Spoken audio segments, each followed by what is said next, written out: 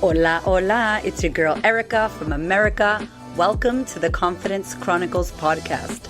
This podcast is all about helping you stand in who you are. Stop giving a fuck what people think about you. Start standing as your fully expressed self. As you are, as is, there is no filter needed. You are fucking awesome, and I am here to remind you. I'm a confidence coach, and I'm a bold stand for confidence, and I cannot wait to dig into today's episode with you.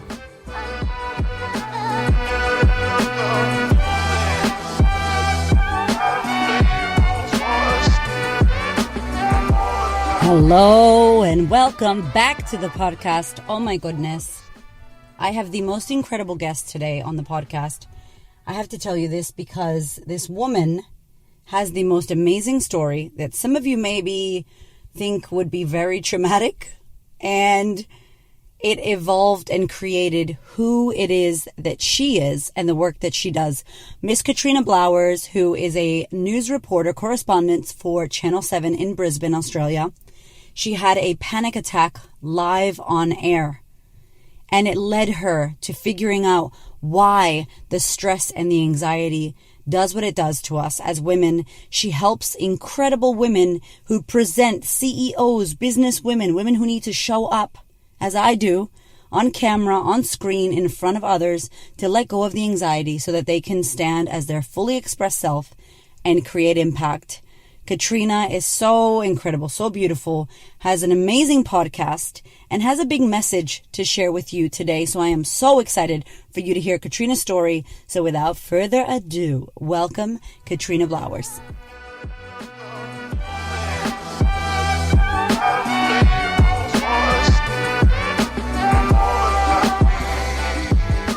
Katrina Blowers, welcome to the podcast, my love. This is so exciting. I am really, really pumped for this chat. My face hurts from smiling from talking to you because we were saying before we started that we are just like soul sisters. We've connected recently and we love each other, and we're sad that we don't live in the same state. But I feel like definitely we are going to meet sometime soon. I feel that in my bones. Yes. Okay, so for everybody listening, I think you have an incredible story. We know that the listeners of this podcast and your podcast, which is about confidence as well, you know, really have a fear of what people think and messing up in public. And your incredible story that I read, I was just like, wow, like that is a crazy thing to come from. So maybe can you just let us know, for those that don't know, what you do and a little bit about your story? Yeah. So, Erica, up until probably 4 years ago, I had never even thought about confidence. I used to think that confidence was my superpower. And that's because I was a kid who, you know, if there was like you know how you put on little plays for your parents when you're a little kid? I was always like the lead character and organizing everyone. And from a young age, I was even signing autographs. This is so embarrassing. Actually, why am I telling this story? I love it. I was signing autographs and giving them to people and saying, you keep this because in the future I'm going to be very famous. What a manifester you are. That is so good. I wish I would have thought of that. Wow. And still has a copy, because we've been friends forever. She still has a copy of this, you know, terrible childish autograph that I gave. Anyway, there's a big share that I wasn't expecting. From the age of 7, we used to always have the news on in my house. We were a big consumer of news as a family, and we would sit around the dinner table and we would discuss the news of the day. So the television news was always on.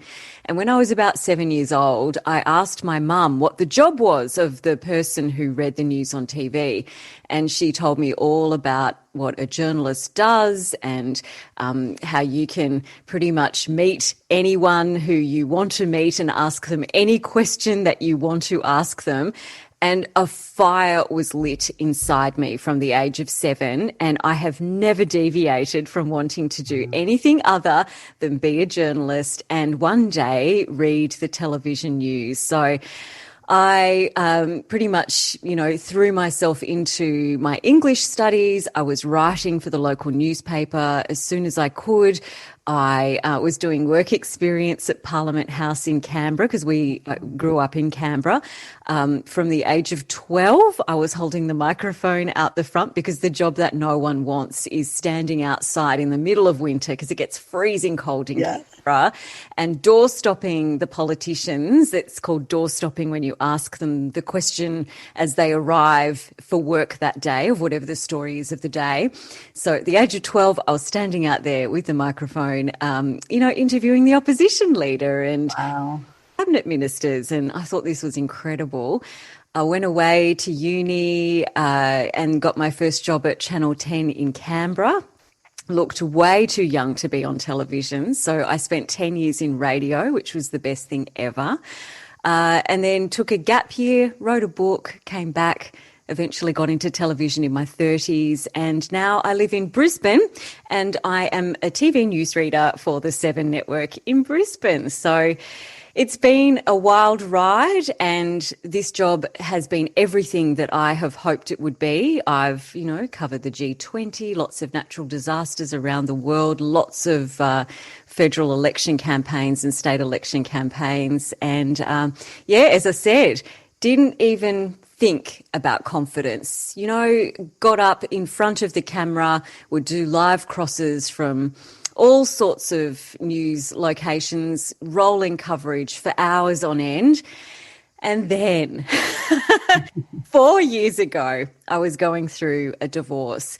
And I think no matter how amicable a divorce is, especially when there's children involved, you're basically blowing up your whole life. And it's a grieving process, not only for the life that you had, but also for your partner and that dream, because no one ever gets married with the intention of getting divorced. So that dream that you had of being, growing old together. So it was a really painful time. I was doing my usual trick that I did back then, which was sweeping everything under the rug. And I know that we've had a chat about this, and you said it so beautifully when you said one day your rug is going to be up to the ceiling with skeleton hands snapping at you from underneath in a way that you can't ignore. And for me, it manifested in a way that I really couldn't ignore. And I had a full-blown panic attack while I was reading the news on our highest rating night of the week. And that caused me to question every single thing that I thought that I knew about confidence and start from scratch and rebuild. Oh my gosh, I have all the questions for you. No big deal. This woman's life, you've had an incredible journey. First, I want to hear about this panic attack because, so many people go, oh my gosh, reading the news. I know my first time being on live TV, Channel 7 with Kochi and Sam, I literally, they put me in the Melbourne studio with all these lights and this microphone, and it looked like I was a hostage, like the send the money, please. That's what I felt like because no one was in the room. There was nothing. I was just like, what is happening? And then you can hear, and then it's like, you're on. And Australian people have this, especially the men, this kind of taking the piss funny. It's mean, but funny thing. And I wasn't ready for it. And I'm just like, I think I just repeated what I said 50 times in my head, when it didn't make any sense. I was shitting myself, so nervous. So I can't imagine doing the news. And obviously you've had training and you know what to do and all that, but having a panic attack on air. So I definitely want to go back into that. But it sounds like you grew up in a really beautiful family that, inspired you and pushed you for your dreams. How was your mom and your childhood with them? So my parents were very much, you can do whatever you want to do, but there are no free passes in life, including from them.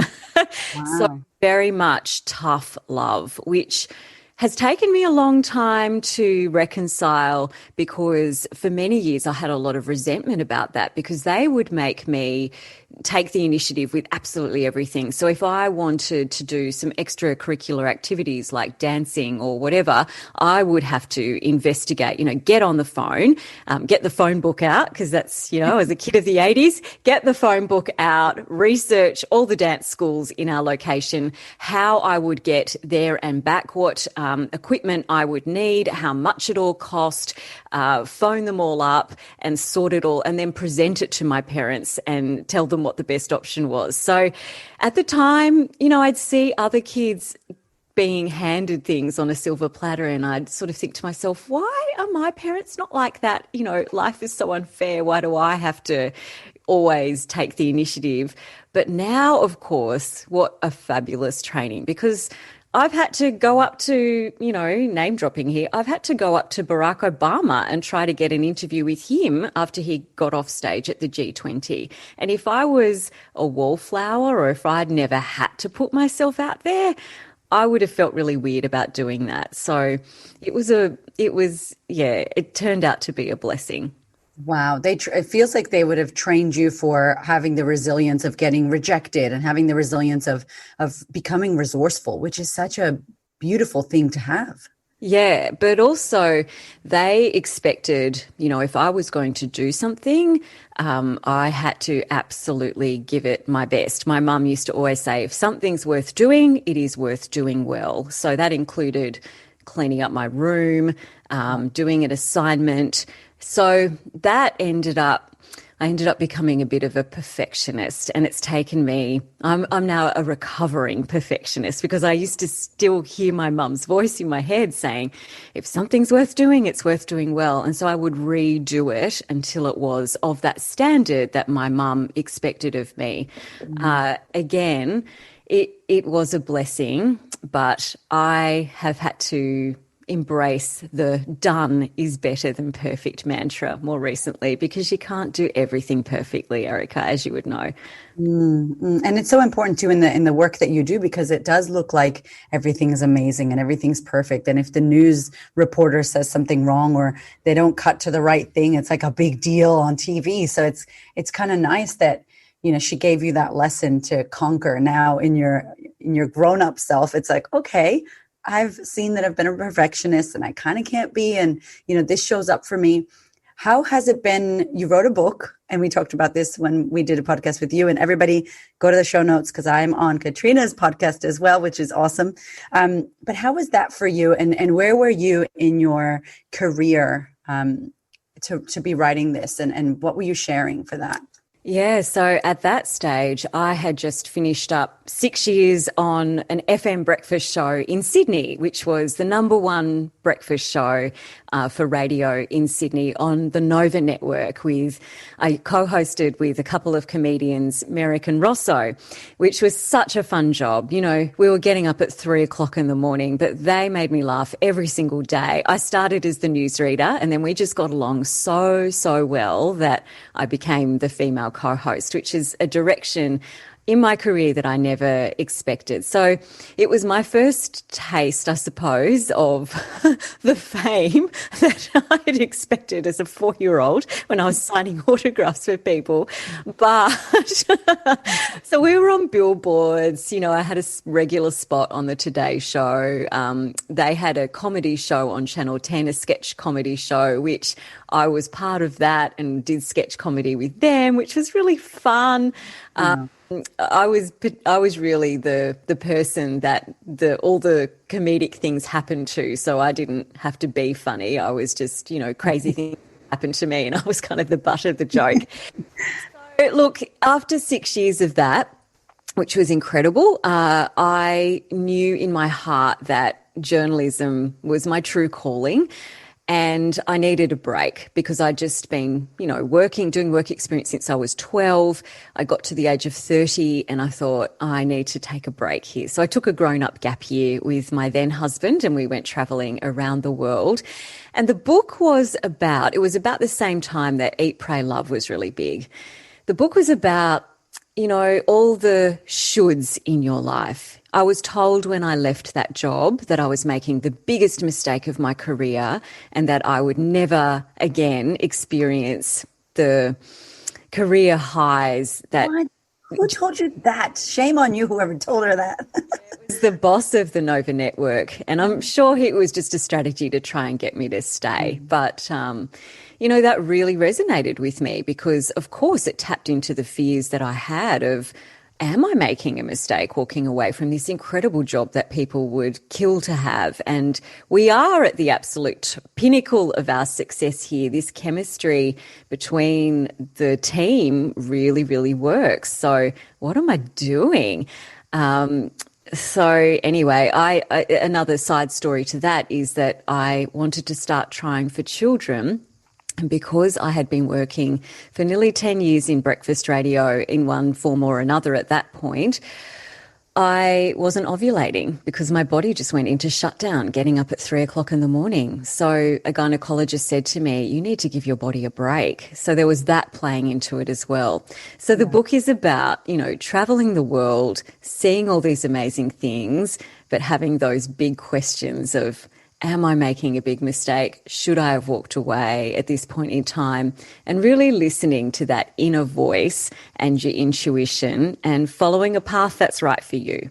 I'm like emotional over here, like imagining you at that time and being faced with that crossroads. And maybe I'm about to bleed because I get emotional right before then, but I'm just like, oh my gosh, like it's such a massive thing for us as women that, we want to have a career or start a business. And we also, at some point, some of us yearn for a family and having that love and relationship and little family. And it seems like we have to choose sometimes, like you can't have this successful career and be a mother and do this. How did that feel for you wanting to do that? And obviously, how was your husband at the time with that? Yeah, so he was very much a driver of me taking a break and leaving that job because, it's breakfast radio is not great for relationships. He was getting home at 7:00, 7:30 at night because he was working at a big law firm in the city, working long hours. I was going to bed at 7:30, 8:00 at night, and I felt like I had permanent jet lag. That's what those kinds of hours do to your body. So he was very much pushing me in one direction. Everyone else I felt was pushing me in another, telling me I was making this big mistake. And I was sitting in the middle feeling completely conflicted. But getting back to what you said before about timing, life has seasons, and it's only, I think, as you get older and you can look back and join the dots that you realize that you don't have to make hay all the time, and that one opportunity may pass you by, but sometimes you have to say goodbye to that in order to clear space for a new opportunity that you never even saw coming. Yes, I got chills. I totally agree because the work you're doing now is not only amazing, but so important, right? And so needed in our world. Like it couldn't be more. When I heard about what you did when we spoke on your podcast, I was like, oh my God, we need to tell every single woman. I want you to talk to my mastermind. Like it's so important, right? So, okay. So that was that point in time. And then you're on the air again, you're in Brisbane, and this panic attack happens with the divorce. How did you cope with being on air and being on, right? Like the face is on, the outfit's on, you're on, but then behind the scenes, you're, like you said, your life is blowing up and there's a divorce going on. And even though it was amicable, how was that whole process of having to show up to work and put on the mask or the suit and being like, yeah, and then going through that?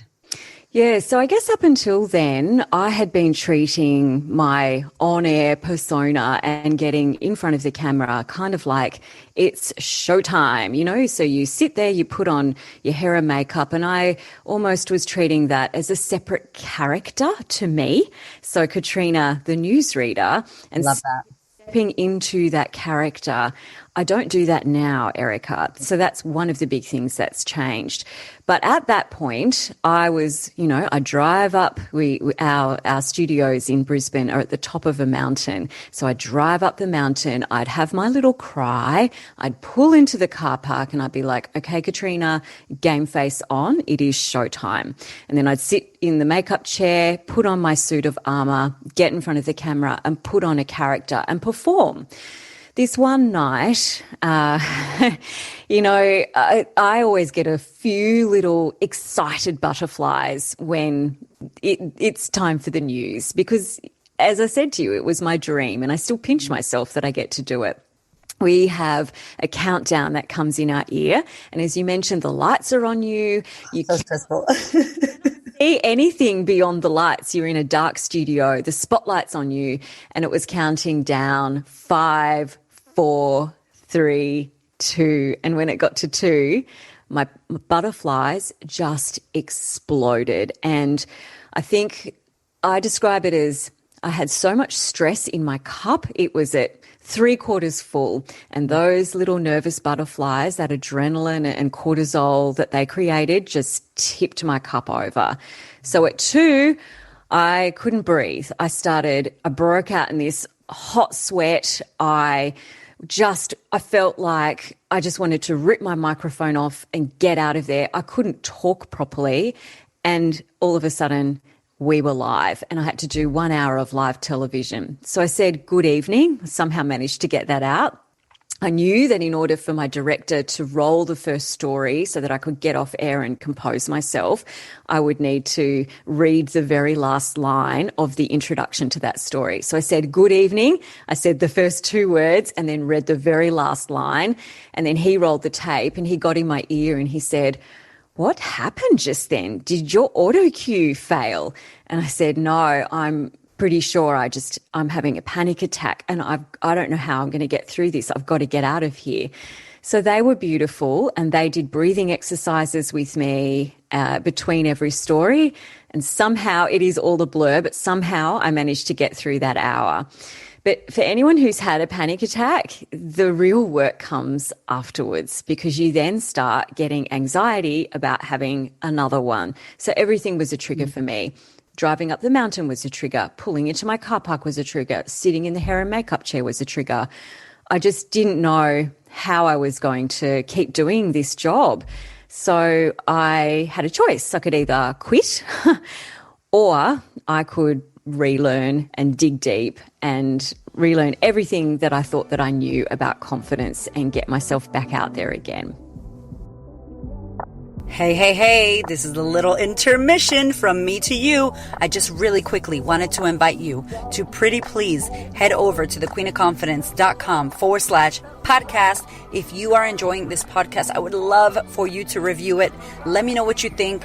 I love honest opinions. It helps more women reach this podcast. So pretty please head over to thequeenofconfidence.com/podcast or go to Apple iTunes and leave me a beautiful little review. I would love and appreciate it. All right, sister, let's get back to the episode.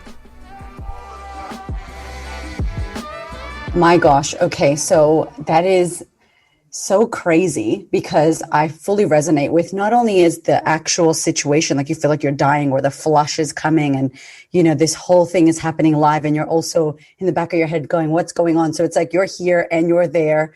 I can't even imagine, but it's the after part that you're saying. It's like you get anxiety about the anxiety or it's almost like PTSD kind of thing. Did you feel like it was like that? Definitely. And of course, it hit me right where it hurt. As I mentioned, I just never had to think about confidence before. It was my superpower. And all of a sudden I had that taken away. So I was floundering. I didn't know. Not only had my whole life changed because of the divorce, my family home was on the market, friendships were gone. My whole life was in a state of flux, but no longer could I rely on that safe haven of work to be my place of shelter. It was a really tough time. That is so, and then obviously it led you to something incredible and amazing, but what did you do then? Were you like, I need to work on this. I need to go see someone. Like, because that would have been huge for you to have that first experience of what happened. My confidence just left. Yeah. So being a journalist, I decided to just go heavy on the research because that's my MO. So I thought, okay, there must have been some scientific studies done about confidence. So I went on Google Scholar. I read every study that I could get my hands on. I read every book about confidence that I could get my hands on. And I suppose the very first thing that I learned, which was a huge help to me, because let's go back to this time when I felt as though it was a dirty, shameful secret. I didn't feel like I could tell my boss that I'd had a panic attack, that I could confide.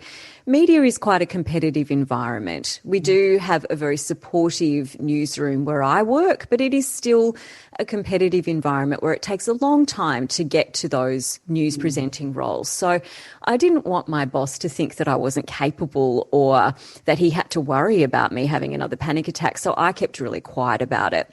And the directors that I worked with that night, they kept it to themselves as well.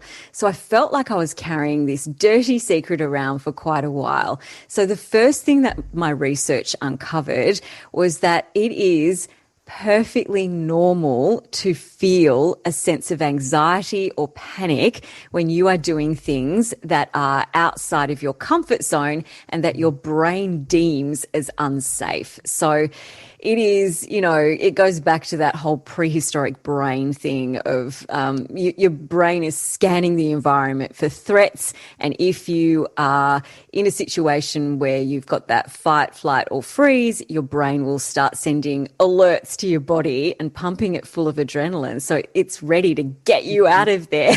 Let's go, run. So that was the big thing for me, just learning that I wasn't some kind of weirdo, that it was perfectly normal. So then I decided that I would research meditation and some breathing techniques to try and, you know, get into that parasympathetic, to try and calm down my nervous system while I was in the moment. So I had, up until that point, really never meditated, maybe once or twice, but I didn't think that I was a meditator or the kind of person who would do that sort of thing, or that I had even time to do it. I had a Headspace app on my phone, and I was scrolling through it, and there was a 30-day anxiety challenge. And one of the things that they said in the introduction that really resonated with me is that the point of this is to not get rid of your anxiety or to get rid of your fear. The point of it is to get to the point where you are comfortable living with it and that you are in control of it and it is not in control of you. So this 30-day challenge, I think it started off being a 2 to 3 minute meditation per day and then built up to 20 minutes at the end. And I thought, 2 minutes, I can do that. The biggest game changer that meditation has provided for me is that it builds up your muscle, I suppose, for having the space between your thoughts. So you have a thought and you have a story about that thought, but then meditation builds that mental muscle of being able to pause and go, you know what? Is that story that I'm telling myself about this thought really true for me, rather than getting swept up in the narrative? So now I make time to meditate for 20 minutes every day, and it's been a game changer. Wow, that is so powerful, because you're right. The more that you kind of ground yourself, you're not living in the hype, you know, oh my gosh, and worry and stress and anxiety. And I think Dr. Joe Dispenza, which I love him, he says that most of us live 70% of the time in high stress.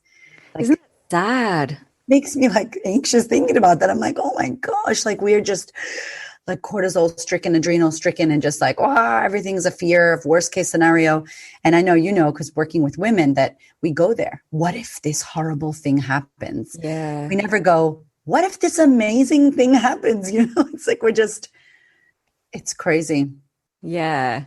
And then, Erica, the biggest thing I think happened about a year ago when you were mentioning before about appearing on television and how everything, it's the show must go on mentality. You've got the perfect lights, which make you look flawless. We sit in hair and makeup for an hour and a half a day. If there is a mistake on air, we just have to keep going because the show must go on. And I mentioned earlier that I put on a character. I used to step into this role as Katrina Blowers, the newsreader. And so around a year ago, I decided that in order to be completely authentic and step into what I now see as true confidence, not a constructed confidence, that I needed to bring all of myself to work. So I needed to be who I am when I am reading the news. And I now treat the news as like a conversation between me and the viewer. And I am who I am. That I bring all of myself to the table. And that has included going public with my story of the panic attack, because I want other people, especially other women, who might look at me, they might see me after an hour and a half in hair and makeup under perfect lighting and think, what's she got to worry about? She's got it all together. This stuff takes work, and it's a lot of smoke and mirrors. Yeah. Training too, of knowing how to modulate my voice so that I don't sound nervous, of knowing the body language techniques that we use in front of the camera so that we seem calm and authoritative. And I now have the great privilege of being able to teach those things to other women as well. That's my favorite part, because when you said that, I was like, I remember asking you, like, how do you learn? Every person that reads the news has this same kind of like a tone, and you're like, oh yeah, we learned how to do this. And it's like, that is so, because I love acting and I'm so like a performer. When I was little as well, I'm like, I'm going to be famous. I'm going to meet Oprah, and it's so funny because you don't know that people go through this training and they learn how to stand and they learn how to speak. And, if you're listening and you're nervous about public speaking, people that speak, there's certain things we do and certain anchors and things that help you. And so tell me about this. Like, how did this come about, you going, I want to help women do this? And who do you help and how do you help them?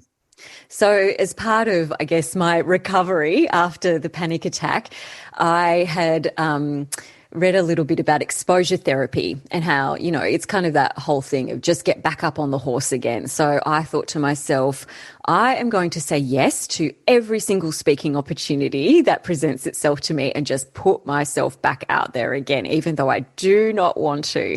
So I did so much public speaking, and I do a lot of emceeing, and I facilitate panels as well. And I would have women come up to me afterwards and say, I can't believe you get up on stage and you are so confident. How do you do it? And I would just laugh because, inside I definitely wasn't feeling that way. And I would say what I just said to you is that it's a skill. You can learn it. It's smoke and mirrors. There are techniques. And one thing led to another. And I was asked to do a corporate workshop and then some one-on-one coaching with a few female leaders and CEOs. And I got such a kick out of it because I have done media training for politicians before, but in this age of social media where everyone has a broadcasting platform in their pocket on their phone, people are having to step up in ways that they've never had to before. So that on-camera training is no longer just for politicians or people who would go to traditional broadcast media. Everyone kind of needs to show up with a bit more polish. Yeah. So I had such an amazing experience doing that and giving back. And I think the fact that I've had the panic attack means that women know that I've been in the fire. Like, I'm not just some perfect person who has never had to deal with stage fright or anxiety. So, yeah, they say that your greatest challenge is your greatest gift. I never really believed that, but here we are. And now it's so true because people see you and it's easy to go, your hair's amazing. I follow you on Instagram and I love all your outfits. I'm like, I want to buy that. That's amazing. Where's that from? And you look so polished and amazing. But for you to have that backstory and to publicly speak about it, and it's on your website, it's a part of your bio. It's almost like a part of who you've become now, which is so incredible. And I think women need to see that. I talk about my story when I first start speaking because it's like, oh, easy for you. You call yourself the queen of confidence, like you're pink and this and that. And it's like, you get that street cred and go, actually, I sat in this space and actually this happened to me on air. And I know we were talking off air about how crazy my story is, but that is crazy to me because for that to happen in live TV, it's like you're freezing and people are looking at you waiting for you to say something incredible or the news. It's a very, it's a moment that not many of us would have. And I can imagine live TV, just the word and you explaining it. I was imagining the listener being like 5, 4, oh my gosh. Like I was nervous just hearing it. So it's incredible. Do you find yourself now when you see women, especially here in Victoria, we had that whole crazy long lockdown and I'm imagining only certain people were invited to when Dan Andrews was speaking to be media presenters and ask questions. And I notice so much that some of the women struggle with getting in and doing what you said, asking, what is it called that you said outside of the politicians? What is it called? The door stopping? Oh, the door stops. Yeah. Yeah.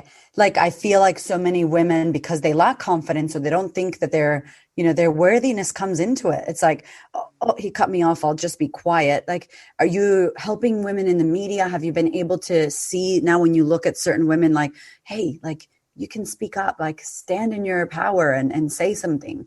Yeah. And I feel like definitely because we all have to go to those press conferences. And if you don't speak up, there is an expectation on you where, as a journalist representing your organisation in those press conferences, you normally have a list of 10 questions, not just your own questions that you want to ask, but from all over the network. And there's a responsibility on you to get those questions out, particularly in a live setting, because executive producers and other journalists all around the country are expecting you to get those questions in there. So media conferences are a fabulous opportunity to develop that muscle of speaking up and getting in there. One of the things that I have found lately that a lot of senior women do in meetings in particular is they express their uncertainty or their lack of, or their imposter syndrome, I suppose, for being in that predominantly male space through the way that they intonate with their voice. So a lot of women tend to finish their sentences on an upward inflection. So everything they say finishes with an upward inflection, kind of like it's a question and I'm not really sure what I'm saying. And that's what it puts out into the world is it's not a statement, it's a question, even when it's not a question. So that's something that I work quite a lot with women on, and often they don't even realize they're doing it. Wow, that is so true. I've heard that as well. What do you think is the biggest problem for us, standing in our statements? Like what you've seen, like what do you think for CEOs, for leaders, for media presenters, for women in business as well? Because I know that you help women in business to, like you said, now we all have social media. And one of the biggest fears that my clients, like, I don't want to put my face on Instagram. I don't want to speak on the camera. I don't want to see myself on my phone looking at myself. I feel stupid or I feel dumb or I don't look good or, what are one of the biggest things that you're seeing with women of not wanting to show up? The biggest thing is first and foremost, women do not believe in the power of their own stories. So I will have women come to me and say, I would love to get out on the speaking circuit. I would love to show up more on my social media, but what do I have to say? And I will sit with them for 5 minutes and I'll say, I have just heard you tell me 10 different stories that have huge power and resonance. So women really doubt the validity of their own stories and the worth of those stories. Now, as I mentioned before, I have done tons of emceeing and facilitated lots of panels. So that has given me the privilege of being able to see a lot of professional speakers and former top athletes and, celebrities who go on the circuit and tell their stories. And what I have noticed is they generally only have 3 stories that they recycle over and over again for different contexts, whether it be a podcast interview or a panel or a press conference or whatever. They don't have this wealth of stories. They just have 3 that they have rehearsed, and they've got a long version and a short version. So that is what I work on with my female clients, is getting their 3 best stories, nailing those, and then they've got them in their little back pocket and they can whip them out at any occasion and adapt them to suit. Oh my gosh, I love that. And it's so good that you said the repetitiveness, because I think when we do have a business or we're out there trying to build something, we think we need all of this content and it needs to be new and fresh. And it's like the woman who watched your stories is not the same person who's looking at the grid, is not the same person on LinkedIn. They're not going to catch that episode. So we have to really be able to say that same kind of sing the same song. I always talk about Adele and how she was singing the same song at the pub probably for years. And then they're like, oh, it's a Grammy winning song. And she's like, God, I've sang this a million times. So now she knows the nuances of that song. But we're like, new song. And it's like, you don't become Adele by first time song. I mean, it's many, right? It's knowing your message. Also, we love that song and we want to hear it again, Like I've heard your story before, but when you told it to me on my podcast, I was engrossed because you never tell the story in exactly the same way. And your story is amazing. And of course, I want to hear it again. So, yeah, women in particular doubt the validity and worth of their own stories. So you are here to fix that. We are working on the same team. It's the best.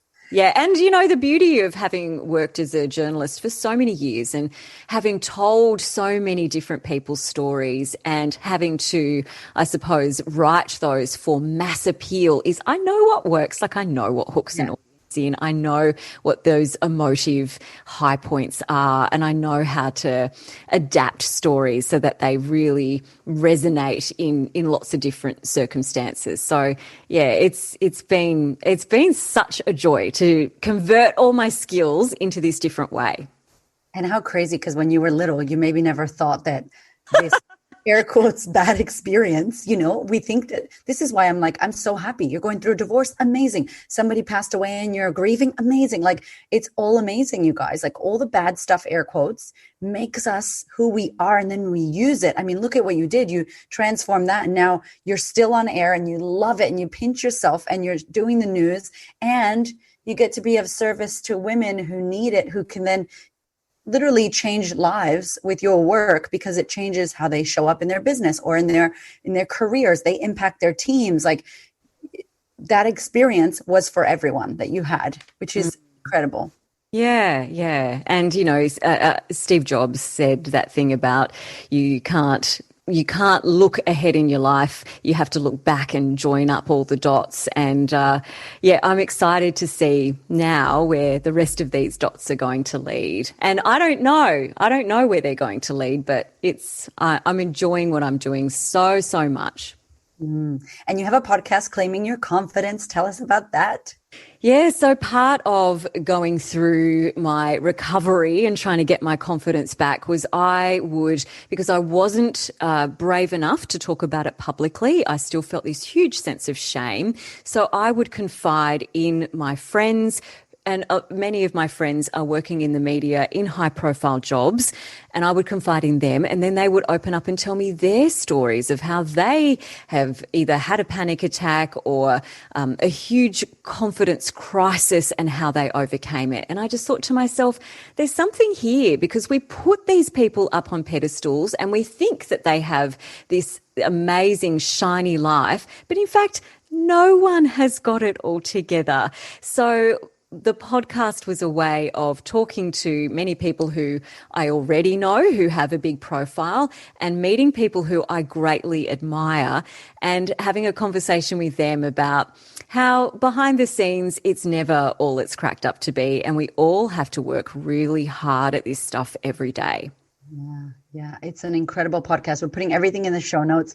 Last question. What would you say for you was the biggest catalyst in you reclaiming your confidence? I think I've got this quote that I got from J-Lo, actually. Oh, I love J-Lo. You've got to make your why bigger than you are. J-Lo told this story about how at the Super Bowl, it was her big dream to perform at halftime or whatever it's called in the Super Bowl. And she had to go on stage after Shakira, and she was standing backstage watching Shakira absolutely tear the house down. I mean, who would want to go on stage after Shakira? And she started to have imposter syndrome, and she thought, how on earth am I going to follow up from this performance? And then she caught herself and she said to herself, why am I doing this? I'm not doing this to go out there and be better than Shakira. I am going out there to show all the Latina women that it is possible to come from nothing and to perform at the Super Bowl. So her why then became bigger than she was, than her ego.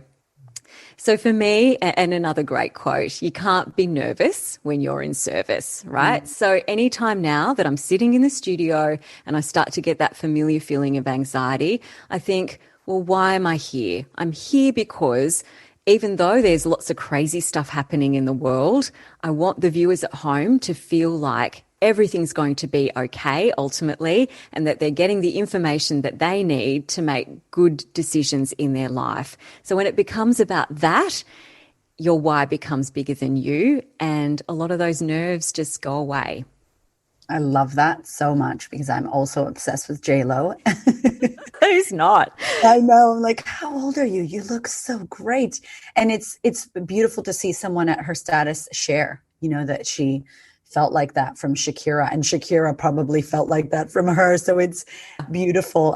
Katrina, I love you and your work. I think you're so incredible and amazing. And I really just want to acknowledge you and thank you for what you're doing. And thank you for your authenticity and for sharing and showing up as you do, because you're paving the way and lighting up the house so that we can all see. So thank you so much. Oh my gosh, such a pleasure. Thank you. Where can we find you if people want to stalk you after this? All right, you can stalk me on Instagram at Katrina Blowers, or over at my website, which is just katrinablowers.com. Amazing. And they can find out all about your programs and the work that you do if they want to get involved. Beautiful. Thank you. Thank you, gorgeous woman. You are amazing. My love, before you go, I really want to share this incredible opportunity with you, because if you're loving this podcast, then you will most likely love working with me for the next 12 months in the sisterhood. It's my year-long coaching experience, and I have really good news because we have shifted and changed the pricing. There is a new offer for 2021 because I know how many people struggled in 2020 financially, and I also know how much shit came up for us that we all need to be working on. So year-long coaching program, The Sisterhood, with me. You can join in person if you live in Melbourne, or you want to fly to Melbourne 6 times a year, or you can join online where I coach live for the 12 months. You have me as your coach. You can hit me with any problems or questions you have. We coach live for 2 hours a month. It is next level shit. The community is incredible. If you want to learn more, head to my website, thequeenofconfidence.com/sisterhood, SISTA, sisterhood. I can't wait to welcome you. Thank you so much for listening. I so appreciate your ears, your time, your energy, and your attention. Please do me a favor and head over to Apple iTunes, subscribe so that you don't miss an episode. Share this episode with a sister who you know needs to hear it. And if you feel called to, leave me a review. I'd love to know what you think about the podcast. I'd love to know how this information is helping you change your world. Thank you so much for being here. I know that there are many podcasts you could listen to, and I really appreciate you listening to mine. Have a gorgeous week, honey.